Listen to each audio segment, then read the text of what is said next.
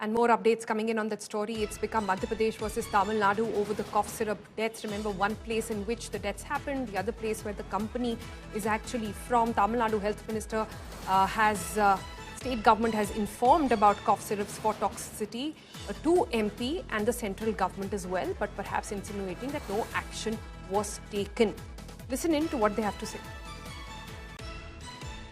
Sir, இந்த cold-riff cough syrupல தமிழக அரசு சரியா செயல்படல, அதனால தான் ஒரு பிரச்சனைன்னு சொல்லி மத்திய அரசுல சொல்றதா ஒரு தகவல் வந்திருக்கு. அதாவது இது சம்பந்தமா 2-3 முறை பத்திரிகையாளர்கள் சந்திப்பை நடத்தி இருக்கிறோம். ஒரு முறை நடத்துகிற சந்திப்பிலே இது பற்றி முழுமையாகவும் சொல்லுகிறோம். தினந்தோறும் அதையே சொல்லி இது ஒரு மாநில உறவுகள் மத்திய மாநில அரசுகளுக்கு இருக்கிற பிரச்சனைகளுக்கு ஒரு பெரிய அளவில் நம்ம பங்கத்தை ஏற்படுத்தக்கூடாது. சார், சரியான முறையில் ரெகுலர் டெஸ்டிங்ஸ் பண்ணல அப்படின்னு சொல்லி சென்ட்ரல் கவர்மெண்ட் சொல்றாங்க. சரியான விளக்கத்தை காலையிலேயே சொல்லியிருக்கிறோம். ஒரு நாளைக்கு 10 பிரஸ் மீட்லாம் பண்ண முடியாது. காலையிலேயே சொல்லியிருக்கிறோம். இருந்தாலும் இது கடைசியாக வச்சுங்க. இது ஏன்னா உங்களுக்கு டிவியில் அப்பப்போ அது என்னது பிரேக்கிங் நியூஸ் தருணங்கிறதுக்காக எங்களை பயன்படுத்தாதீங்க. கண்டாமினேஷனுடைய அந்த கலப்பு இருப்பது என்பது கண்டுபிடிக்கப்பட்டு உடனடியாக அந்த மருந்து பயன்படுத்தக்கூடாது என்று தடை விதிக்கப்பட்டது. மத்திய பிரதேசத்துக்கு இந்த மாதிரியான ஒரு கண்டாமினேஷன் இருக்குங்கிற தகவலை அவங்களுக்கு தகவல் அனுப்பியாச்சு. ஒன்றிய அரசுக்கு அனுப்பியாச்சு. ஒன்றிய அரசும் மத்திய பிரதேச அரசு மாநிலமும் 2 பேரும் அவங்க ஆய்வு பண்ணிட்டு இந்த மருந்துல தப்பு இல்லை, இந்த மருந்து சரியானதுதான் சொல்லி அவங்க இந்த இறப்புகளுக்கு பிறகும் அவங்க அறிவிக்கிறாங்க. நம்ம தப்புன்னு சொல்றோம், இங்க மருந்து விற்கக்கூடாதுன்னு தடை விதிக்கிறோம். அதுக்கப்புறம் இது சரின்ற மாதிரி அவங்க அறிவிக்கிறாங்க. மருந்து இருக்கு, கலப்பு இருக்கு அப்படிங்கிறத இங்க சொல்றோம். அவங்க ஒன்றிய அரசும் மத்திய அரசும் இல்லை அப்படின்னு சொல்றாங்க. அதுக்கப்புறம் அது பாதிப்பு ஏற்பட்டதுக்கு அப்புறமும் இல்லைன்னு சொன்னாங்க.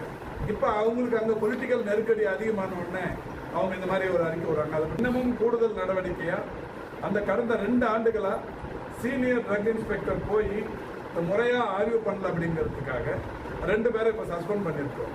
இந்த மாதிரி தமிழ்நாடு அரசு ஒரு தவறுன்னு தெரிஞ்சதுக்கு அப்புறம் அவரை உடனடியாக நடவடிக்கை எடுத்ததெல்லாம் பண்ணியிருக்கிறோம். தவறுன்னு நம்ம சொன்னதுக்கு அப்புறமா அதை நியாயப்படுத்தி அப்போ பேசிட்டு இப்போ தமிழ்நாடு அரசு சரியான நடவடிக்கை எடுக்கலன்னு யார் சொன்னாலும் அதை யாரும் ஏற்றுக்க மாட்டாங்க. All right, my colleague Pramod now joins us live for more on this. Pramod, it's quite sad to see the sort of political bickering happening over death of kids for no fault of theirs. At the moment, what is the status of the inquiry? Sonal, one thing is very clear: the Ranganathan, the person, has been brought into the state of to Chennai, and he, for a transit warrant, they are waiting at the court as we speak.